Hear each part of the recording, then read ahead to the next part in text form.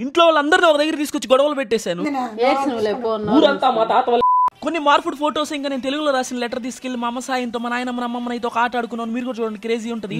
మీకు ఆయన సంగతులన్నీ పూర్తిగా తెలియలా. ఆయనకంత బలరాం తాత పోలికలు వస్తుండే. మంచోడే మా నాన్న. మీ నాన్న నీకు మంచోడే. మంచోడే. మా నాయనమ్మ ఇంకా మా తాత గురించి భయంకరంగా భజన కొట్టడం స్టార్ట్ చేసింది, కానీ మా అమ్మ మాత్రం భలే డైవర్ట్ చేసింది. పేరు కలిగినోడే డబ్బులు ఉన్నోడే అంతా బానే ఉంది. నేను మంచి ఆటగాడు అంటున్నా, నేను మంచి ఆటగాడు అంటున్నా.